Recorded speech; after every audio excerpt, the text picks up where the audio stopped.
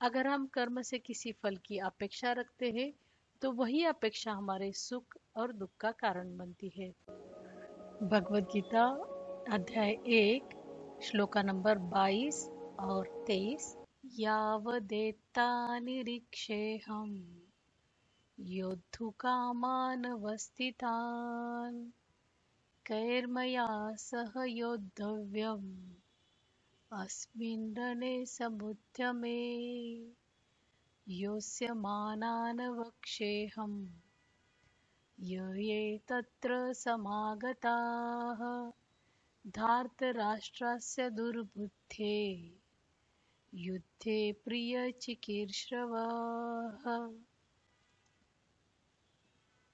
जब तक मैं खड़े हुए इन युद्ध इच्छुक वीरों को भली भांति देखूं कि इस रण उद्योग में मुझे किन किन के साथ युद्ध करना है, तब तक आप मेरे रथ को दोनों सेनाओं के बीच में खड़ा रखिए। अब हम देखते हैं इसका शब्दार्थ क्या है। अर्जुन ने भगवान से कहा कि आप मेरा रथ दोनों सेनाओं के बीच ले चलिए ताकि मैं देख सकूं कि वे कौन कौन योद्धा है जो युद्ध की इच्छा से यहाँ एकत्रित हुए हैं। अर्जुन यह देखना चाहता है कि कौन कौन लोग अधर्म का साथ दे रहे हैं, जिसकी वजह से दुर्योधन की ताकत बढ़ गई है। वह यह भी जानना चाहता है कि कौन कौन लोग धृतराष्ट्र के दुष्ट स्वभाव और अधर्मी पुत्रों का साथ दे रहे हैं। यहाँ दुर्योधन को दुर्बुद्धि इसलिए कहा क्योंकि उसने अपनी बुद्धि का उपयोग केवल अधर्म और अपने स्वार्थ के लिए ही किया। अब हम देखते हैं इसका गूढ़ार्थ क्या है। अर्जुन जानता है कि उसके सारथी प्रत्यक्ष परमात्मा है और उसके रथ पर गुरु स्वरूप हनुमान जी विराजमान हुए। ये होते हुए भी उसे यह सोचना चाहिए कि मैं धर्म के मार्ग पर चल रहा हूँ और मुझे धर्म के लिए युद्ध करना है।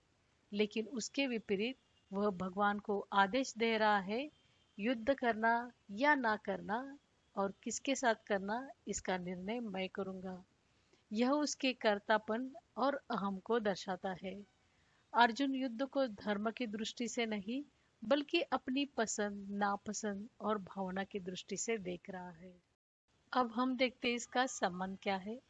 इस श्लोक का संबंध पिछले श्लोक से है, जहाँ अर्जुन धनुष्य उठाकर भगवान श्री कृष्ण से कहता है कि हे अच्युत, आप मेरे रथ को दोनों सेनाओं के बीच खड़ा रखिए। अब हम देखते हैं इसका निष्कर्ष क्या है। अगर हम अपने कर्म को राग द्वेष यानी अपनी पसंद नापसंद के आधार पर तय करेंगे तो अंततः हमें भावनात्मक टूटन का सामना करना पड़ेगा।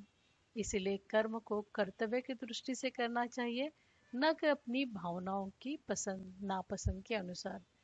अगर हम कर्म से किसी फल की अपेक्षा रखते हैं तो वही अपेक्षा हमारे सुख और दुख का कारण बनती है।